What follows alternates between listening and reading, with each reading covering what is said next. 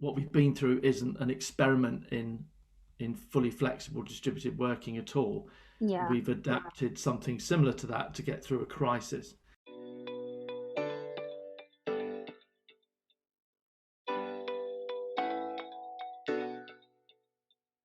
Hello and welcome back to another episode of Equitas Insights. For those of you who are joining for the first time, Equitas Insights is really a conversation with industry leaders who share their knowledge on different topics in the HR and recruitment industry. This month, we had the opportunity to speak with Gareth Jones, who is the CEO of Head Start, on how the global pandemic has had a huge impact on the future of the workplace. So stay tuned to the end to find out more.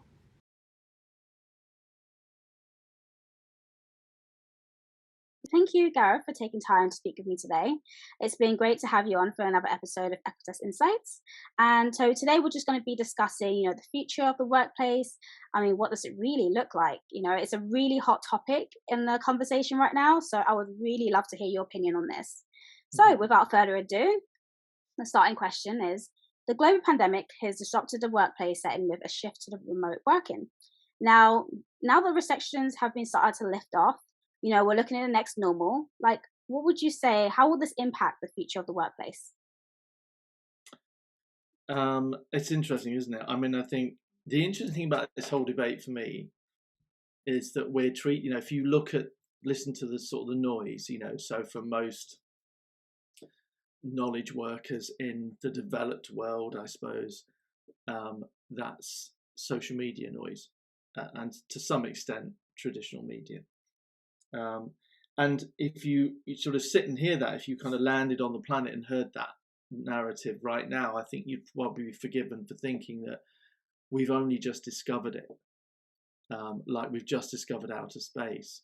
And the truth is, we've been talking about flexible working, different working models for decades, and we haven't really embraced them. Or where we have, we still treat them as outliers or exceptional case studies, or things to go on, talk about at conferences, and to pay huge amounts to go and see people talk about these things at conferences, or indeed spend money on research reports, but never really do anything or follow that trend.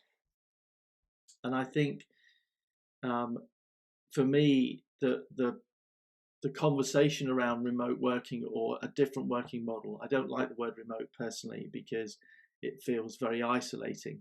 And it's actually a word we've been using for a long time, remote workers, right?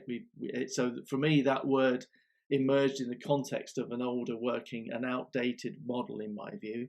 So to bring it into a new context and use it, I don't think is appropriate. I think it's much more appropriate to talk about it as distributed working. Okay. But ultimately, yes, that in itself, just by its very definition, breaks down the traditional working theory, breaks it or pretends to break down the work, what we would class as work as a place or work as an operating kind of model. So there's no doubt that if we were to grow that exponentially, and at the moment we're in that sort of land of where we're talking about it exponentially, and we've had to change work for a year or so because of COVID. Yeah. But I'm not 100% convinced that anything has really changed apart from a context that we are living with at the moment. So I think it could have huge impact longer term, but at the moment, I'm not sure we understand it properly yet because we're still operating in response to COVID. We didn't get into this debate because of a open-minded new agenda being championed by the leaders of today. That isn't true. It came about because of a global pandemic. Yeah, no, that's very true. I mean, that's what I think about when I think about the future of workplace, and I think that we wouldn't have this so-called thing as remote working or even hybrid working if it wasn't for this global pandemic. And people had to adapt to a new way of working. Working from home, and there was some type of work that actually can't be done from home. So it was that whole learning and adapting and figuring out what works best for the company, what works best for the team. So it's quite interesting to see how that's evolved over the past year. And I think some people might have just become very comfortable in a certain style of working. They just developed like, okay, this actually works for me. Before they wouldn't have thought about it before, but it now works. So it's quite interesting to see how that's, people have actually adapted to that, to a different style of working over the past year and a half. It's quite interesting Yeah. to see. I mean, myself, I'm a remote worker, but like I I would still try and make use of going to the office sometimes, you know. But before that was my norm, and now this is this is the norm. Yeah. It's quite Yeah, no, interesting. exactly. Yeah, things have shifted for quite a lot of people. Yeah. Uh, and in an environment that doesn't actually reflect what proper distributed or flexible working is. It's not Yeah. been that at all. It's We've all had to go and work at home. For some, that was representative of what flexible working might have looked like for them had they had the choice, or already were doing. For others, it was a nightmare. It wasn't how they'd envisaged it might be. It's because they're having to cope with homeschooling and Yeah. all sorts of other things. Working from your lap on you in your bedroom for some people. That whole thing.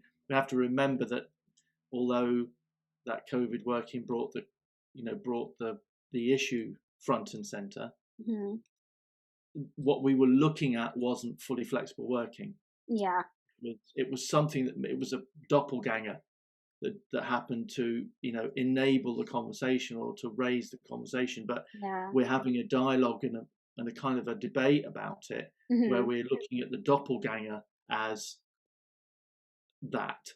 And I think that's Yeah. one thing we need to be clear, that what we've been through isn't an experiment in fully flexible distributed working at all.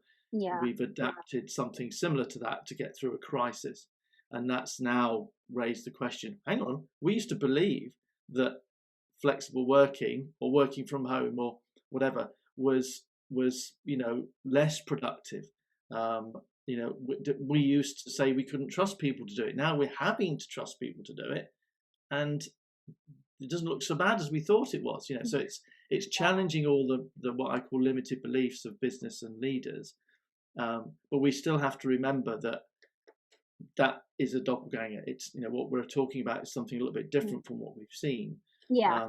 And not get into this sort of polarizing debate about, oh well, remote's this, and loads of people have done, but not everybody can do it, and it's highly stressful, and it's you never see your colleagues, you can't contribute. It's like, no, or it's either that or it's all in the work. It's the only place you can have collaboration. It's the only place where you can feel human. You've got to get away. It's not about those two isolated, polarized. That's what we're talking Mm. about now. That's all Yeah. the narrative seems to be.